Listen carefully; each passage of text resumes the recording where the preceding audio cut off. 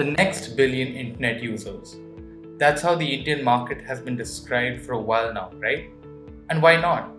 Facebook, Twitter, Instagram, TikTok, all these technologies had come into the Indian market for what? This immense population. And ever since the Geo wave, there's been such a sudden surge in the number of telecom subscribers in the country. The result? India now holds close to 1/6 of the world's telecom subscribers. 1/6. And yet, with such a big market opportunity, we are yet to realize a key piece of technology that could be a game changer, i.e., public Wi-Fi. The global average stands at one Wi-Fi hotspot per 150 people. But India's case is different. We have close to 1 lakh hotspots for 1.3 billion people. I mean, even R.S. Sharma, the chairman of the Telecom Regulatory Authority of India, or TRAI, had insisted that India requires 10 million public Wi-Fi hotspots. This was even echoed in the National Digital Communications Policy of 2018, which aimed to get to this number by 2022. It even aimed to get to 5 million Wi-Fi hotspots by 2020. But as we all know, that was not realized. So what's causing this lag?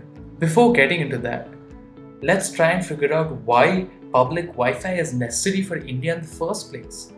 We know that the internet has become almost essential for us to communicate, to work, and more importantly, for us to exercise our right to freedom of speech and expression. But there's something more going on. There's a more technical reason behind why we need public Wi-Fi. Essentially, we consume a lot of data. If you're interested to know just how much, Indians on average consume close to 12 GB of data per month. And what's more is that this number is expected to double in the next 5 years. That is, we are expected to be consuming close to 25 GB of data per month by 2025, which is a whole lot. And the unfortunate matter of fact is that our mobile networks, be it 2G or 4G or any other G, are not and most likely will not be able to sustain so much data consumption, especially if we're talking about high quality video streaming. And let's be honest, we all love watching our favorite TV shows or movies on Netflix, Prime, Hotstar, you name it. And with this in mind, public Wi-Fi hotspots could be a game changer. How? Well, they're not meant to replace mobile networks entirely, but to complement them and distribute this entire data consumption so that not only do most Indians have access to the internet, but access to high quality internet. To add to that, public Wi-Fi hotspots could create an entirely new profitable market by itself.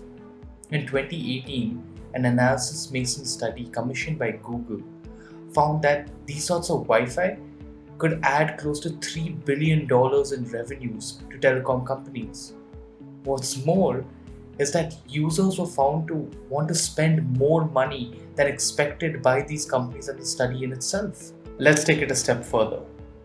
The study also showed that this sort of public Wi-Fi system can add close to $10 billion to India's GDP every year from 2020 onwards. But unfortunately, this figure was highly dependent on our previous goal of achieving at least 5 million hotspots by 2020 or 10 million hotspots by 2022. And as things currently stand, this seems very unlikely. In either case, the study is also highly indicative of the type of market opportunity that paid public Wi-Fi has within India. But here's the catch. Most of us have used some sort of public Wi-Fi at some point in our lives, right? Be it at the airport or the metro station. It need not be the paid Wi-Fi system, but those 30 minutes of free Wi-Fi that we get. And almost always, it's been somewhat of a hassle. You either have to log in multiple times, getting multiple OTPs sent through, or when you move from one location to another, by the virtue of it being a hotspot, the Wi-Fi just stops working. And with all these sorts of problems, could paid public Wi-Fi actually bring about true change? Well, yes. 3 years ago, TRAI had recommended a novel framework for public Wi-Fi in the country. One that can change the way we access the internet in the first place, while simultaneously creating a market for paid public Wi-Fi that's profitable. But what happened to this breakthrough idea? To know, check out our next video, where we try to dissect a simple yet convoluted question. Technically speaking, where's our public Wi-Fi?